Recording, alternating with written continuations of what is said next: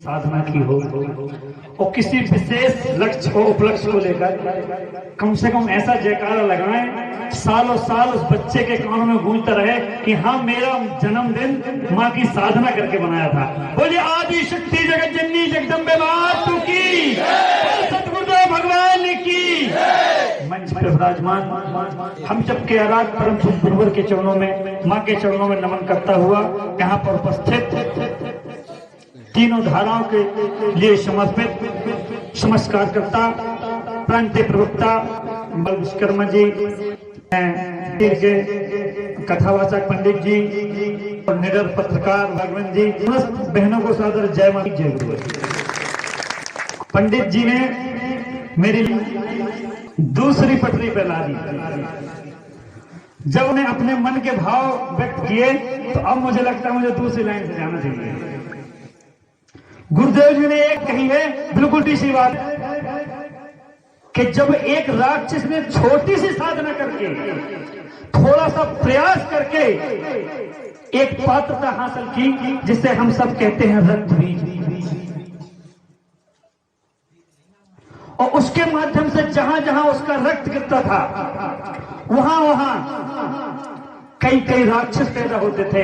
परम पूज्य गुरुवर ने कहा मैं योगी हूँ, मैं ब्रह्म ऋषि हूँ, मैं स्वयं सच्चिदानंद का अवतार हूँ, माँ से एकाकार हूँ। तो मेरे अंदर वह पात्रता है कि मैं एक नहीं, हजार नहीं, लाखों लाखों ऐसे रक्त बीज पैदा करूंगा अपने त्याग से, तप से, पुरुषार्थ से, माँ के आशीर्वाद से, तो समाज के बीच में जा जाके और बोलने के लिए बाध्य हो जाएंगे और उतना भावुक हो जाएंगे कि हाँ गुरुवर के अंदर से सामर्थ्य है जो रक्त बीज पैदा कर सकते हैं।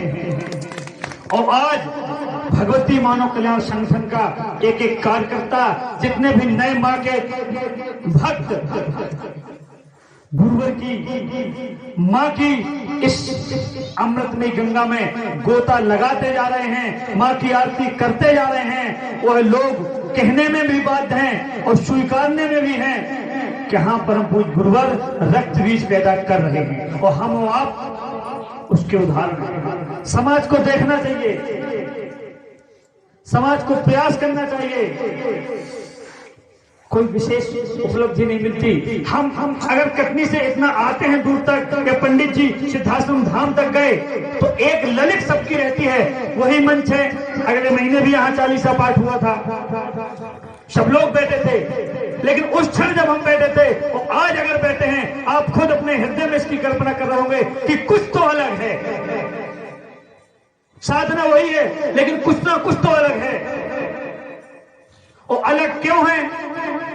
अलग का महत्व क्या है? क्योंकि यहाँ बैठे हुए एक एक व्यक्ति के अंदर अगर सिर्फ और सिर्फ इस साधना पाने का फल की इच्छा है तो वो है कि हे मां हे गुरु, यह लाभ उन लोगों को मिल जाए जो शोषित हैं, पीड़ित हैं, वंचित हैं, जिन्हें कोई स्वीकारना नहीं चाह रहा, जिन्हें समाज निदान इग्नोर कर रही है, जिन्हें समाज धिक्कार रही है कि हे मां मेरे जीवन की वह साधना, मेरे जीवन की वह पूंजी अगर उस व्यक्ति तक पहुंच जाए तब मेरे जीवन की सफलता है, जिन्हें समाज स्वीकार रहा है।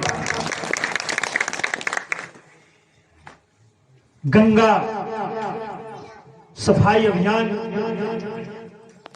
किसी पार्टी ने ठेका लिया था। दीपक जी पार्टी की बात बोल रहे थे। जिस पार्टी ने गंगा सफाई का अभियान का ठेका लिया था, जिस पार्टी ने डोर टू डोर मुद्दा बनाया था, और बुंदेलखंड की, चाहे तो मेरी बात को और आप लोग शेयर करें, बुंदेलखंड की एक जानी मानी जिन्होंने सबसे ज्यादा समाज को छला है, सुश्री उमा भारती जी, उन्होंने कसम खाई थी कि अगर गंगा सफाई ना होगी मेरे मंत्री पद के कार्यकाल में तो मैं गंगा में कूद के मर जाऊंगी। उन्होंने कसम खाई है कि अगर मध्य प्रदेश नशा मुक्त ना होगा तो मैं पता नहीं क्या कर जाऊंगी। उन्होंने कसम खाई है कि हीरा की खदान अगर उस कंपनियों से नहीं रोका जाएगा जो विदेशी कंपनियां हैं तो मैं वहां अपना आत्मसमर्पण कर दूंगी। उन्होंने अभी एक शराब की दुकान में पत्थर मारा और कहा मध्य प्रदेश नशा मुक्त नहीं होगा तो मैं पता नहीं क्या कर जाऊंगी। पर आज तक कुछ नहीं किया। आज तक सिर्फ और सिर्फ अपने आप को मीडिया में लाने के लिए, सिर्फ और सिर्फ अपने आप को समाज में प्रचारित करने के लिए, सिर्फ और सिर्फ भोली भाली बहनों को, मासूम बच्चों को और अच्छे साधकों को शोषण करने के लिए, उनको छलने के लिए एक कसम खाई जाती है। मैं इन मंच के माध्यम से सुश्री उमा भारती जी को भी कहना चाहूंगा, चुनाव का टाइम आएगा, आप समाज के बीच में जाएंगी, समाज आपसे पूछना चाहता है, दीदी आपका संत हृदय है, हो सकता है आपने राम मंदिर की लड़ाई लड़ी है, हम स्वागत करते हैं, लेकिन जरा विचार करें, जिस मां का नौजवान बेटा शराब की वजह से चला गया हो, जिस बहन का नौजवान भाई शराब की वजह से चला गया हो, जिस पत्नी की मांग सूनी हो गई हो, और उसके लिए ये लोग सिर्फ कसम खाते हैं, अपनी आवाज नहीं उठाते हैं, शराब जैसा नशा बंद नहीं कर सकते हैं, तब भारतीय शक्ति चेतना पार्टी की जरूरत समाज के एक एक व्यक्ति के लिए है। इसलिए परम पूज्य गुरुवर ने तीसरी धारा में भारतीय शक्ति चेतना पार्टी का गठन किया। समय का अभाव, आपको आदरणीय बाबूलाल विश्वकर्मा जी तक केंद्रीय प्रांतीय प्रवक्ता जी हैं, उनको भी सुनना है, और भी लोग बोलेंगे। मेरा विशेष निवेदन है, उमा भारती जी पे जो मैंने आवाज उठाई, अब ये हर मंच से उठाती जाती रहेगी। हम लोग बोलेंगे, बहनों को जगाएंगे, बहनों से बुलवाएंगे। आपने एक कारण नहीं ऐसा किया, और रोज बुंदेली इंटरव्यू देती हैं, अगर वो कभी राघवेंद्र जी के इंटरव्यू में आ जाएं तो उन्हें एहसास हो जाएगा कि समाज किस दिशा में जा रहा और हमने किस दिशा का योजना बनाई। इन्हीं सब शब्दों के साथ सबके मंगलमय भविष्य की कामना करते हुए, उस बालक के मंगलमय भविष्य की कामना करते हुए, जिसके माध्यम से यह कड़ी जुड़ी और हम सब मां के भक्त एक स्थान पर बैठकर साधना आराधना कर रहे हैं। बात पूरी हो नहीं पाई उमा भारती जी की।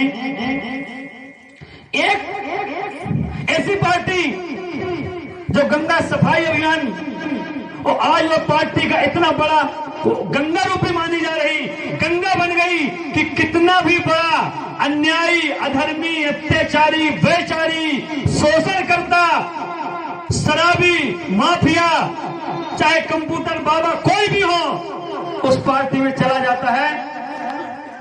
उन्होंने अपनी पार्टी को गंगा मान लिया, तो वो कहते हैं नहीं अब ये पवित्र है, अब ये भ्रष्टाचारी नहीं है, चाहे वो कांग्रेस का हो चाहे किसी भी पार्टी का हो। अगर भाजपा में चला गया तो आप मान लीजिए उन्होंने ऐसी सील लगा दी जाती है कि नहीं अब ये भ्रष्टाचारी नहीं है, ये सनातनी है, ये राम के हैं। मेरा मानना है राम के हो अच्छी बात है, लेकिन अगर जो दुखी है, जो पीड़ित है, जो वंचित है, जो दलित है, जिसका कोई नहीं है, मैं कहता हूं, मैं विश्वास दिलाना चाहता हूं, मैंने गुरुवर के सानिध्य में 10 वर्षों से यात्रा की है, जिसका दुनिया में कोई नहीं है, जिसका कोई सहारा नहीं है, जिसका कोई नहीं मानने वाला, एक बार योगीराज शक्तिपुर सदगुरुदेव भगवान के चरणों में चला जाए, मैं कहता हूं फिर उसे समाज की जरूरत नहीं पड़ेगी, फिर उसे किसी की आवश्यकता नहीं पड़ेगी, फिर उसे किसी के दरबार बार बार किसी के दर पे जाने की आवश्यकता नहीं पड़ेगी।